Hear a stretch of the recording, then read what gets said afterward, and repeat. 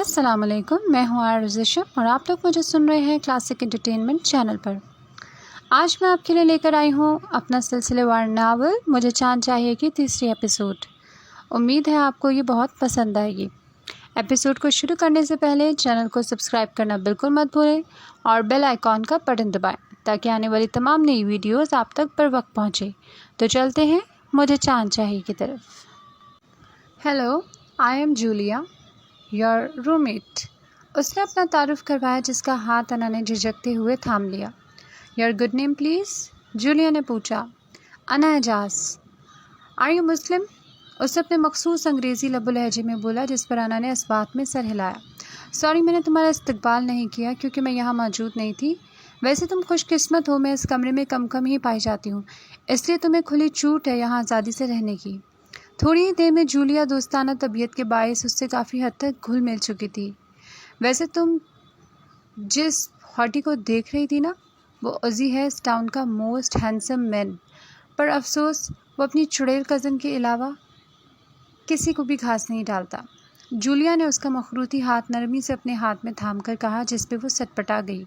نہیں، میں تو ایسے ہی بس باہر ہریالی دیکھنے کے لیے بیٹھ جاتی ہوں، اس سے آنکھوں کی روشنی تیز ہوتی ہے۔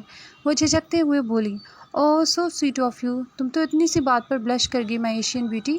وہ انا کے رخسار کو کھینچتے ہوئے بولی جو اس کے حد سے زیادہ دوستانہ انداز کو دیکھ کر متاثر ہوئی۔ چلو لڑکی، مجھے صرف آج کی فرصت ہے، میں کل پھر سے اپنے بوائے فرینڈ کے گھر چلی جاؤں گی۔ وہ جب تک سڈنی میں ہوتا ہے میں اسی طرح اس کے گھر جا کر رہتی ہوں، اس کے واپس جاتے ہی میں یہاں پھر سے شفٹ ہو جاؤں گی۔ تم اب جلدی سے ڈریس اپ ہو کے آؤ، میں تمہیں اور ہریالی دکھا کے لاتی ہوں۔ اس کے بے حد اصرار پر وہ تیار ہو کر اس کے ساتھ نکل آئی، مگر جانے سے پہلے وہ ترانہ کو ساتھ لینا بالکل نہیں بھولی تھی۔ وہ تینوں ڈبل ڈیکر بس کے ذریعے سیر کرتے ہوئے سڈنی رائل بونٹک گارڈن پہنچی۔ جی تو میری پیاری روم میٹ پلس نئی سہیلی اینا اور اس کی سہیلی ترین۔ وہ چہرے پہ مسکراہٹ بکھیرتے ہوئے ان کا نام اپنے لب و لہجے میں بگاڑ گئی جس کے منہ سے اپنے نام سن کر وہ دونوں کہکے لگا کے ہنسنے لگی۔ چلو آؤ لڑکیوں، آج کے دن کی تمہاری گائیڈ میں ہوں، اس کے بعد اگلے سنڈے کو ہم اوپرا دیکھنے چلیں گے۔ وہ انا کا ہاتھ تھامے اسے آگے کی سمت لے جانے لگی۔ تو یہ ہے گارڈن نیو ساؤتھ ویلز۔ یہ سڈنی کا ایک نباتاتی باغ اور عوامی تفریحی علاقہ ہے جو سڈنی کے مرکزی کاروباری ضلع کے مشرقی کنارے پر بنے فارم کوو میں موجود ہے۔ یہ باغ آسٹریلیا کا قدیم ترین سائنسی اور دنیا کا ایک اہم ترین نباتاتی ادارہ ہے۔ وہ دیکھو، یہاں سے نظر آنے والے سڈنی ہاربر برج، سڈنی اوپرا ہاؤس اور سڈنی ہاربر لوگوں کی توجہ کا ایک اہم مرکز ہے جس کی یہاں سے تصویریں قید کرنے کا ایک الگ ہی نشہ ہے۔ ترانہ اور جولیا دونوں مل کے اپنے اپنے کیمروں سے کھٹا کھٹ تصویریں کھینچ کر ان یادگار لمحوں کو قید کرنے لگی۔ وہ تینوں کافی دیر تک وہاں سے لطف اندوز ہوتی رہیں۔ پھر شام ڈھلتے ہی ایک یادگار دن گزارنے کے بعد وہ واپس ہاسٹل لوٹ آئیں۔ فجر کی نماز ادا کر کے انا حسب معمول اپنی پسندیدہ جگہ پر جا کے بیٹھ گئی جہاں قرآن مجید کو پڑھنے کے بعد وہ لاشعوری طور پر عزی کا انتظار کرنے لگی جو ابھی تک نہیں آیا تھا۔ وہ خود کو گرکتے ہوئے یونیورسٹی کے لیے جلدی سے تیار ہونے لگی۔ بلو ڈینم پر سفید ٹی شرٹ اور نیلا کوٹ پہنے، بالوں کا میسی سا جوڑا بنائے، گلے میں سکارف ڈال کر شیشے میں اپنا جائزہ لینے لگی۔ پھر اپنی نیلی آنکھوں میں بھر کے سرما لگاتے ہوئے باہر نکل آئی۔ انفینٹی کوڈ کے ذریعے اپنے روم کو لاک لگاتے ہوئے وہ تیزی سے بیگ شانے پہ لٹکاتی ہوئی باہر کی جانب بھاگی تھی جہاں ترانہ اس کا انتظار کر رہی تھی تاکہ بس چھوٹ نہ جائے۔ اسی بھاگا دوڑی میں وہ سامنے سے آتی ہوئی اسپورٹس کار کو نہ دیکھ سکی مگر ڈرائیور کے بروقت بریک لگانے سے اسے ایک خروش تک نہ آئی۔ یو ایڈیٹ، دیکھ کر نہیں چلتی، ابھی گاڑی کے نیچے آ جاتی۔ خوف سے آنکھوں کو میچے ہوئے یکدم اس نے آنکھیں کھولی تھی۔ خود کو زندہ دیکھ کر انا نے اللہ کا لاکھ شکر ادا کیا جس کی حواس یکدم گم ہو گئے تھے۔ اس نے اپنے دائیں جانب دیکھا جہاں وہی سامنے والی اسی کی کزن اس پر چلا رہی تھی۔ انا نے گاڑی میں بیٹھے وجود کو دیکھا تو مانو پتھر کی ہو گئی ہو۔ وہ ابھی تک بے یقینی کی اور یقینی کی کیفیت میں مبتلا تھی۔ اس کے ایک دم سے اپنے سامنے آ جانے سے وہ اپنی جاگتی آنکھوں دیکھے اس ناقابل یقین خواب کے ٹوٹ جانے کے منتظر تھی جس کے لڑکھڑاتے قدموں اور جھکے سر کو دیکھ کر اسے نفرت، گھن اور کراہیت سی محسوس ہوئی تھی۔ آج اسی انسان کا چہرہ سامنے دیکھ کر اس کے سر پر آسمان آ گرا تھا۔ انا تم ٹھیک ہو؟ ترانہ نے اسے سر سے لے کر پاؤں تک جانچا تھا جس کی زرد پڑتی رنگت اسے تشویش میں مبتلا کر رہی تھی۔ جب بھی وہ اسے دیکھ کر اس کی قوت گویائی کہیں کھو گئی تھی، گھبرا سی گئی۔ ہے صوفیہ، پیچھے ٹریفک رک گئی ہے، گاڑی ہٹاؤ یہاں سے۔ وہ آنکھوں سے گلاسز اتارتے ہوئے انگریزی میں بولا۔ اسی لمحے اس کی نظر انا پر جا پڑی جو ہاتھ میں بیگ تھامے ساکت کھڑی تھی، اسے دیکھ رہی تھی۔ روشن چہرہ معصومیت اور پاکیزگی کے باعث چمک رہا تھا۔ وہ محض ایک نظر اسے دیکھ کر دھیمی آواز میں بولا، میم آپ ٹھیک ہیں؟ اذلان حیدر نے چانچتی ہوئی نظروں سے ساکت ہوئی انا کے آگے ہاتھ لہرایا، جو منجمد ہوئی نظروں سے اسے دیکھ رہی تھی، جس کی آنکھوں میں شناسائی کی کوئی رمق تک نہ تھی۔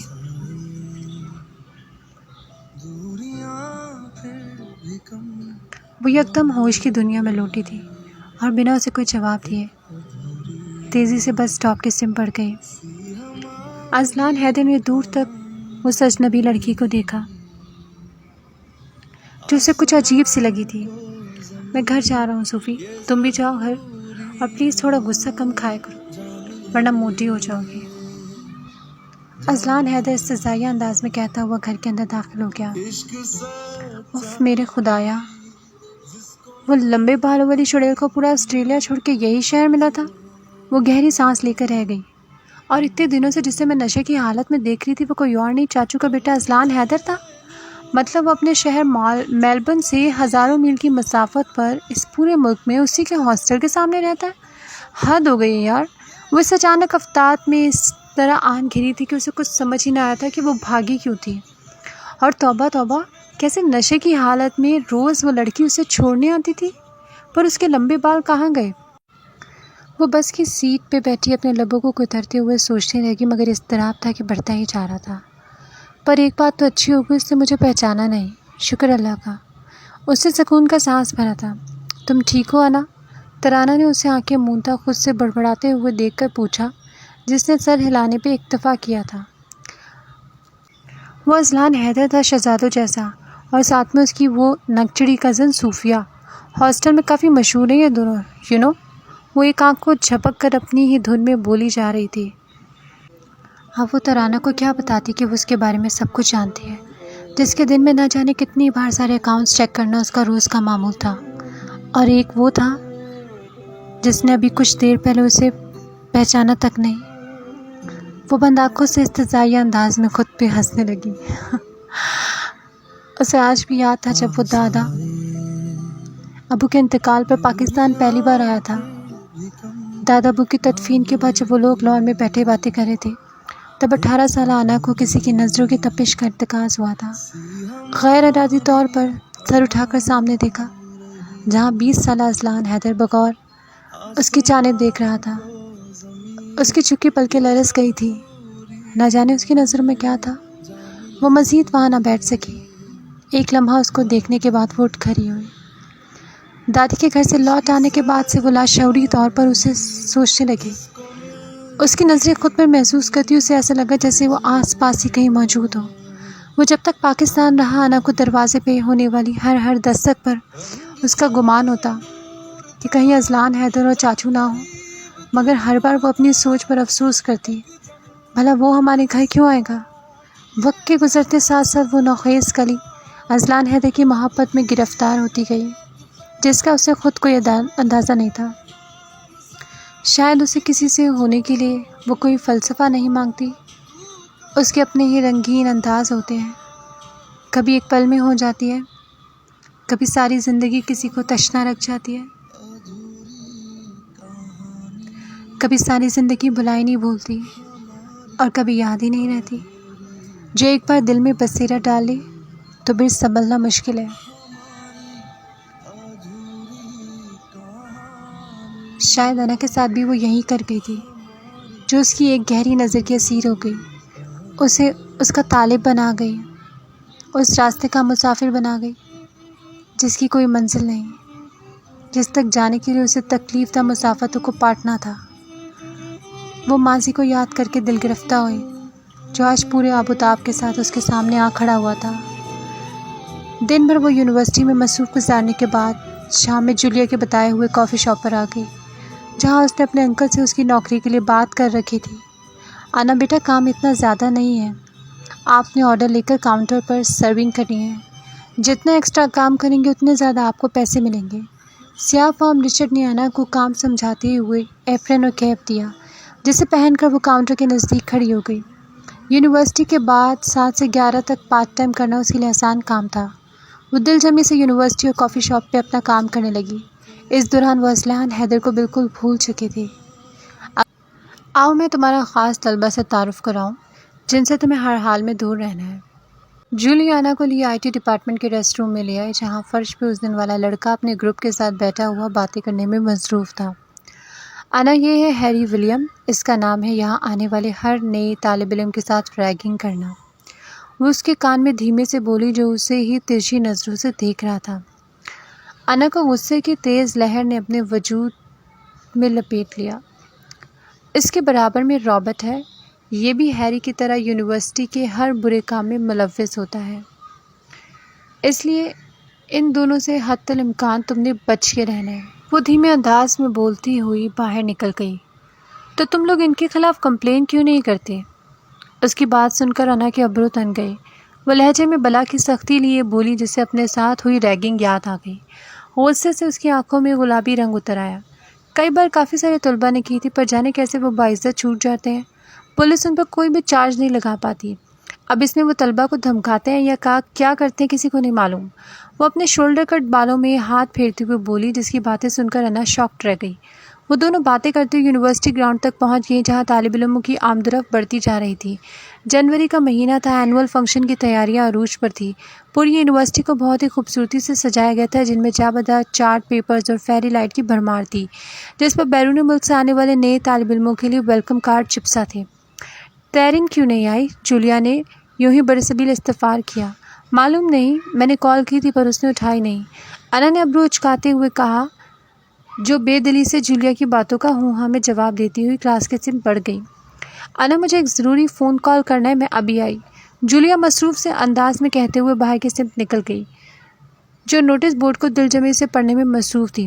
جب ہی دائیں جانب سے آتے ہیری کے گروپ کو دیکھ کر وہ آئی ٹی ڈپارٹمنٹ کی سمت سبک رفتاری سے چلنے لگی۔ ہے انا! وہ اس کی آواز کو نظر انداز کرتے ہوئے آگے بڑھنے لگی، جب ہی ہیری تیزی سے اس کا راستہ کاٹتے ہوئے سیسا پلائی دیوار کی طرح اس کے آگے جم گیا۔ می؟ انا نے اپنے دائیں بائیں دیکھ کر پوچھا، جیسے اسے معلوم ہی نہیں تھا کہ وہ اسے ہی بلا رہا ہے۔ Yes you! ہیری نے انگشت شہادت اس کی جانب، جس کے نزدیک کھڑے اس کے دوستوں کو دیکھ کر اس کے اوسان خطا ہونے لگے، مگر اسے خود کو مضبوط ظاہر کرنا تھا، خود کے لیے، اپنے ابو کے لیے۔ جی فرمائیے۔ وہ خود کو مضبوط ظاہر کرتے ہوئے سوالیہ نظروں سے اسے دیکھنے لگی۔ تعارف کروانے کی تو کوئی ضرورت نہیں، آخر جولیا نے میرا اچھے سے تعارف کروا دیا ہوگا، ہے نا رابرٹ؟ ہیری نے اپنا ہاتھ رابرٹ کے سامنے پھیلایا، جس پر رابرٹ نے ایک نوٹ بک رکھ دی۔ یہ میرا اسائنمنٹ ہے، جسے کل کی تاریخ میں تم مجھے مکمل کر کے دو گی ڈیئر اینا، ورنہ سزا کے لیے تیار رہنا۔ نیلی آنکھوں والے ہیری نے تحکم بھرے لہجے میں نوٹ بک اس کی جانب بڑھائی، جسے تھامنے کے لیے انا اعجاز سے اپنا ہاتھ آگے نہیں بڑھایا۔ وہ سمندر پار اس ملک میں اپنے ابو کے خوابوں کو پورا کرنے کے لیے آئی تھی، جسے وہ خوش اسلوبی سے بنا کسی لڑائی جھگڑے کے گزارنا چاہتی تھی۔ جب ہی اپنے لہجے میں لچک پیدا کرتے ہوئے دھیمے انداز میں بولی، میں تمہارا کام فی الحال نہیں کر سکتی، اگر تم ہفتے تک کا انتظار کر لو تو میں اسے مکمل کر دوں گی۔ اس نے اپنے نزدیک کھڑے غول کو دیکھ کر سمجھداری کا مظاہرہ کیا۔ وہ اس خیال میں آ کر ان سے دشمنی مول نہیں لینا چاہتی تھی، اس لیے صاف انکار کرنے کے بجائے اسے ٹالنے کی کوشش کی۔ تمہاری اتنی ہمت ہے نا کہ تم مجھے یعنی ہیری کو منع کرو گی؟ وہ انا کے جھکے سر کو دیکھ کر طنزیہ انداز میں بولا، جو زیادہ دیر اپنی غصیلی طبیعت کو قابو میں نہ رکھ سکی۔ وہ 2 قدم چل کر ہیری کے نزدیک ہوئی، جو بلا کی پراعتماد تھی۔ وہ الگ بات تھی کہ وہ خود کو اس طرح کے معاملات سے دور رکھنا چاہتی تھی۔ مجھ میں کتنی ہمت ہے اور کتنی نہیں ہے تمہیں مجھے بتانے کی بالکل ضرورت نہیں ہیری۔ آئندہ مجھے بیچ راہ میں اس طرح سے روکنے کی کوشش نہ کرنا، ورنہ میں تمہاری شکایت لگا دوں گی۔ اس لیے بہتر ہوگا ہم بنا لڑے اپنے یہ 2 سال اچھے سے گزاریں۔ اس کی نظروں میں بلا کا سکون تھا، جو ہیری کو آگ لگانے کے لیے کافی تھا۔ پوری یونیورسٹی مجھ سے ڈرتی ہے لڑکی، اور تمہاری اتنی ہمت کہ تم مجھ سے اس لہجے میں بات کرو؟ ہیری غصے سے آگ بگولا ہوا انا کے نزدیک ہوا، جو اطمینان سے اپنے گرد بازو لپیٹے کھڑی تھی۔ اگر تمہاری فضول کی باتیں ہو گئی ہوں تو میں چلوں ہیری ولیم؟ انا سامنے سے آتی ٹیچر کو دیکھ کر اسے نرم آواز میں بولی، جرا کے نزدیک کھڑے طلباء کو دیکھ کر ان کے نزدیک آ گئی۔ What happen Harry? ٹیچر نے سوالیہ نظروں سے ان سب کی جانب دیکھا۔ Nothing ma'am, we just introduce each other, انا چہرے پہ مسکراہٹ سجا کر بولی، جس نے ہیری کا غصہ 7ویں آسمان پر پہنچا دیا۔ انا، تم کہاں تھی؟ میں تمہیں کب سے ڈھونڈ رہی ہوں، جولیا انا کے نزدیک آتے ہوئے بولی، جو درخت کے ساتھ لیک لگائے بیٹھی تھی۔ جولیا، مت پوچھو، اس وقت میرا موڈ بہت خراب ہے، وہ بدمزہ ہوتے ہوئے منہ بنا کر بولی۔ ہوا کیا ہے آخر، پتہ بھی تو چلے۔ جولیا نے تشویش بھری نظروں سے اسے دیکھا جو اسے ہیری اور اپنے درمیان ہوئی ساری بات بتانے لگی، جسے سن کر وہ پریشان ہو گئی۔ اول تو وہ کچھ کرے گا نہیں، اور اگر اس نے کچھ کرنے کی کوشش کی تو میں دیکھ لوں گی اسے۔ جولیا دانتوں کو کچکچا کے بولی۔ اب تم اپنے آپ کو ریلیکس کرو، چلو کینٹین چلیں۔ وہ انا کا خراب موڈ بحال کرنے کی کوشش میں بولی جو منہ لٹکائے اس کے پیچھے ہولی۔ کمرے میں نیم اندھیرا تھا، بھاری دبیز پردے سورج کی کرنوں کو اندر آنے سے روکے ہوئے تھے۔ اے سی کی تیز کولنگ کمرے کا ماحول پرسکون بنا رہی تھی جب یہ الارم کی بجتی گھنٹی نے اسے نیند سے بیدار کیا۔ پلنگ پہ لیٹا وجود ہلکا سا کسمسایا جو کل والے ہولی میں شرٹ کے بغیر لحاف اوڑھے ہوش کی دنیا میں آہستہ آہستہ لوٹ رہا تھا۔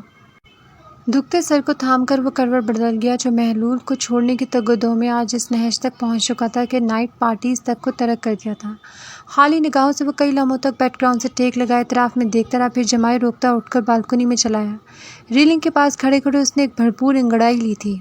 جب یہ نظریں بے ساختہ سامنے والی بالکنی کی جانب اٹھی جہاں اعجاز کھڑی فون پر کسی سے گفتگو میں منہمک تھی، اذلان حیدر نے سرسری سی نظر اس کے سراپے پر ڈالی۔ لمبا قد، تیکھی ناک، سرخ سفید رنگت کی مالک، کالے گھنے بالوں کو کمر پر آبشار کی مانند پھیلائے وہ کوئی مورت لگ رہی تھی۔ وہ اس کی خوبصورتی کو سراہے بنا نہ رہ سکا۔ تبھی انا جو فون پر محو گفتگو تھی اچانک اذلان حیدر کی کثرتی جسم کو دیکھ کر سٹپٹاتی ہوئی بنا جوتا پہنے پردے کے پیچھے چھپاک سے غائب ہو گئی۔ اذلان حیدر آنکھوں میں نیند کا خمار لیے بالکنی میں کھڑا اس کے یوں غائب ہونے پر پیچھے ہلتے پردے کو دیکھتا رہا جو ہاسٹل کی باقی لڑکیوں کی طرح اسے ہاتھ ہلانے کے بجائے پردے کے پیچھے غائب ہو گئی تھی۔ Typical girl. وہ پھیکا سا مسکرایا تھا۔ بچیا کیا ہوا اور یہ تمہارا سانس کیوں پھول رہا ہے؟ مسکان پریشانی سے بولی۔ کچھ نہیں مسکان، مجھے دیر ہو رہی ہے، یونیورسٹی سے میں آ کر بات کروں گی، تم بھی سو جاؤ۔ انا لمبی سانس لیتے ہوئے اسے اطمینان بھرے لہجے میں بولی۔ ٹھیک ہے بچیا، امی اٹھے گی تو پھر کال کروں گی، آپ کو اپنا خیال رکھنا۔ آفس لنچ ٹائم کے وقت اذلان حیدر یونیورسٹی کے باہر گاڑی میں بیٹھا اپنے بیسٹ فرینڈ کا انتظار کرنے میں مصروف تھا۔ جبھی اسے صبح والی ہاسٹل گرل اپنی گاڑی کے نزدیک سے گزرتی ہوئی نظر آئی جو تیز بارش سے خود کو بچاتی ہوئی مغبون سی اکیلی چلی آ رہی تھی۔ جبھی وہ لڑکھڑا کے گرنے کو تھی کہ اذلان نے آگے بڑھ کر اسے گرنے سے بچا لیا۔ دونوں کی نظریں ایک دوسرے سے الجھی تھیں۔ وہ درد سے کرا اٹھی جسے دیکھ کر اذلان حیدر نے تشویش بھری نگاہ اس پر ڈالی۔ آپ ٹھیک ہیں؟ وہ اس کا نازک ہاتھ اپنی مضبوط کلائی میں تھام کر شائستہ انگریزی میں بولا جو اس کی مضبوط گرفت میں اپنا ہاتھ دیکھ کر بتکی تھی جیسے کسی اچھوت نے اس کا ہاتھ تھام لیا ہو۔ لیو مائی ہینڈ۔ وہ تکلیف کو برداشت کرتے ہوئے اسے سنجیدہ لہجے میں بولی جس کی آنکھوں میں ایک شناسائی سی تھی جو بدستور نگاہیں اس پہ رکھتے ہوئے بولا اوکے۔ وہ ہاتھ ہوا میں اٹھاتا ہوا پیچھے ہو گیا جو اس کی گاڑی کے سہارے کھڑی بھیگ رہی تھی۔ مس، میرے خیال سے آپ کے پاؤں میں موچ آ گئی ہے، آپ کو میڈیکل اٹینشن کی ضرورت ہے، آپ میرے ساتھ آئیں، میں آپ کو ڈراپ کر دوں۔ اذلان حیدر اس کی سمت ہاتھ بڑھاتے ہوئے بولا جو بارش میں بھیگتی ہوئی اطراف میں دیکھنے لگی مگر تیز برستی بارش میں دیکھنا ممکن نہ تھا۔ نو تھینکس، میں چلی جاؤں گی۔ اس نے خود میں ہمت پیدا کرتے ہوئے چلنے کی کوشش کی مگر ایک بار پھر وہ بری طرح سے لڑکھڑا کر گر گئی، پر اذلان حیدر نے اس بار بھی اسے زمیں بوس ہونے سے بچا لیا۔ مس، آپ کو ڈاکٹر کے پاس جانے کی ضرورت ہے، آئیے میں آپ کو ڈراپ کر دوں۔ چند ثانیے خاموش رہنے کے بعد وہ نرمی سے اسے گاڑی کا دروازہ کھول کر بیٹھنے کا بولنے لگا جو سانس روکے اس کا ایک ایک عمل دیکھ رہی تھی۔ پاؤں میں درد کی تیزی اٹھ رہی تھی، ٹانگیں اپنا بوجھ اٹھانے سے انکاری تھی مگر وہ پھر بھی جانے سے انکاری تھی۔ مجھے آپ کے ساتھ نہیں جانا، سنا آپ نے، یہ ہمدردیاں کسی اور کے ساتھ جتائیں جا کر۔ وہ خود کو اس کے مضبوط حصار سے آزاد کرتے ہوئے جانے کیوں تنک کر بولی۔ مقابل بھی زیادہ دیر اپنی غسیلی طبیعت پر قابو نہ رکھ سکا اور سلگ کے بولا محترمہ، میں بھی تقریر سننے کے موڈ میں نہیں ہوں، آپ کی وجہ سے میں بارش میں بھیگ رہا ہوں کیونکہ آپ میری گاڑی کے سہارے کھڑی ہیں، نہ میں گاڑی چلا سکتا ہوں اور نہ زیادہ دیر بارش میں بھیگ سکتا ہوں، اوپر سے میرا موبائل بھی آف ہو گیا ورنہ میں کوئی ایمبولینس بلا لیتا۔ وہ تومید باندھتا ہوا تب کر بولا جس کی حیرانی دو چند ہو گئی۔ اس لیے میں معذرت چاہتا ہوں اس سلوک کے لیے مگر اس وقت آپ کو میری اشد ضرورت ہے۔ انا جو اس کی باتوں کو سمجھنے کی کوشش کری تھی اس کے اگلے اقدام پر بھڑچا گئی جو موقع کی نزاکت کو بلائے تک رکھتے ہوئے اس کی نازک کمر میں ہاتھ ڈالے گاڑی کی پچھلی سیٹ پر اسے بٹھانے لگا۔ چھوڑے مجھے نہیں بیٹھنا، وہ اڑیل لہجے میں بولی۔ آپ ہوتے کون ہیں مجھے زبردستی بٹھانے والے؟ میں نے کہا نہ چھوڑے مجھے ورنہ میں شور مچا دوں گی۔ وہ اس سے ہاتھ چھڑوانے کی تگودو میں ہلکان ہو رہی تھی۔ شوق سے کرے اپنے انابی لبوں پر مسکان سجائے وہ دھیمے انداز میں بولا جو صحیح معنوں میں بری طرح بتکی تھی۔ اس کا خون لاوا بن کر شریانوں میں دوڑنے لگا۔ میرا خیال ہے محترمہ آپ ایسے نہیں مانیں گی۔ وہ اسے ہراساں کرنا چاہ رہا تھا اور وہ ہو گئی۔ جو مسلسل بارش میں بھیگنے سے کپ کپا رہی تھی، انا بے بسی سے لب کچلتی بلاخر اس کی گاڑی میں بیٹھ گئی۔ چھوڑے میرا ہاتھ۔ اوکے مس۔ وہ دروازے کے آگے سے ہٹا تھا جو چونک کر اسے دیکھنے لگی۔ دراز قد، بھوری ذہانت سے چمکتی آنکھیں، گندمی مائل رنگت اور اس پر سونے پہ سہاگا خوبصورت مسکراہٹ جو دیکھنے والوں کا دل مو لیتی۔ اصلان حیدر جو نظروں کی تپش خود پر محسوس کر کے اس کی جانب مڑا تھا، وہ اپنی نازک مخروطی انگلیوں کو ایک دوسرے میں پیوست کیے سر جھکائے بیٹھی تھی۔ آج کا دن ہی برا تھا۔ پہلے گیلری میں اسے دیکھ کر جب جانا اور پھر یہاں اسے دیکھ کر بھاگنے کے چکر میں ایک غیر متوقع حرکت اسے بچکانا لگی۔ وہ خود کو کوسنے لگی۔ بھلا اسے کیا معلوم میں کون ہوں؟ اتنے سال تو گزر گئے اس بات کو بھی، ابھی تک تو میں اسے یاد بھی نہیں ہوں گی۔ جب بھی انجن کے سٹارٹ ہونے کی آواز نے اسے اپنے سے متوجہ کیا۔ آپ کہاں لے جا رہے مجھے؟ انا نے بیک ویو مرر سیٹ کرتے اذلان حیدر کو دیکھا۔ اپنے گھر۔ کیا؟ اس کا دل اچھل کر حلق میں آ گیا۔ اس نے بے بسی سے ذرا کی ذرا نگاہ اٹھا کر اس کی آنکھوں میں دیکھا تھا اور ایک بار پھر سحرزدہ ہو گئی۔ پلیز مجھے ہاسٹل جانا میری شرافت ہوگا، اگر آپ میری کمزوری سمجھے تو یہ آپ کی بھول ہے۔ اس نے خود میں ہمت پیدا کرتے ہوئے دھیمی آواز میں کہا، جسے اذلان حیدر نے بیک ویو مرر سے چونک کر دیکھا۔ وہ عام نہیں تھی، بالکل مختلف تھی۔ ٹپیکل سی نازک سے اس کی رغبت تھی، مگر رنگین لمحوں تک۔ گھر کی عزت و زینت کے لیے کس قسم کی لڑکیاں ہوتی ہیں، ان سے اس کا کبھی پالا نہیں پڑا تھا۔ حتیٰ کہ رابیل اور کشمالہ بیگم بھی بہت لبرل قسم کی تھی۔ میں آپ کو ہسپتال تک ڈراپ کر دوں گا، اس کے بعد آپ میری طرف سے بھاڑ میں جائیں۔ وہ چہرے پر تناؤ لیے ناگواری سے بولا جو خفیف سی ہوئی عقبی شیشوں سے برستی بارش کو دیکھنے لگی۔ جب اس نے گاڑی کو بریک لگایا۔ اسپتال آ گیا ہے، اب آپ میری گاڑی سے باہر نکلیں گی؟ اذلان حیدر اپنی مسکراہٹ روکے اس کی جھنجھلاہٹ اور کھسیاہٹ دیکھ رہا تھا جو پاؤں میں تکلیف کے باعث اتر نہ سکی۔ آؤچ! وہ تکلیف سے کرا اٹھی۔ لگتا ہے آپ کو مدد کی ضرورت ہے۔ وہ فرنٹ ڈور کھول کر اس کی جانب آیا جو گاڑی سے قدم باہر نکالنے کی کوشش میں ہلکان ہو رہی تھی۔ کیا ہوا مس سپر وومن؟ نہیں نکلا جا رہا تو میں کسی کو بلواؤں جو آپ کو باہر نکال سکے، یا میں خود کچھ کروں؟ وہ ابرو اچکا کے بولا، کوئی ضرورت نہیں۔ وہ دانتوں کو پیستے ہوئے بولی جس کے غصے سے پرتے لال چہرے کو دیکھ کر انابی لبوں پر مسکراہٹ چھائی تھی۔ اذلان حیدر سینے پر ہاتھ باندھے اس سچویشن کو بھرپور طریقے سے انجوائے کر رہا تھا۔ نہ جانے کیوں اسے اپنی اس نکچڑی پڑوسن کا تکرار کرنا اچھا لگ رہا تھا۔ تو کیسی لگی آپ کو آج کی ایپیسوڈ؟ اپنی قیمتی رائے سے آغاز ضرور کیجیے گا۔ آپ لوگ کامنٹ کرنے میں بہت ہی کنجوسی دکھاتے ہیں۔ اگر کامنٹس کریں گے، ویڈیو کو لائک کریں گے تو اگلی ایپیسوڈ بھی آپ کو بہت جلد ملے گی سرپرائز کے ساتھ۔ چینل کو سبسکرائب کرنا بالکل مت بھولیں۔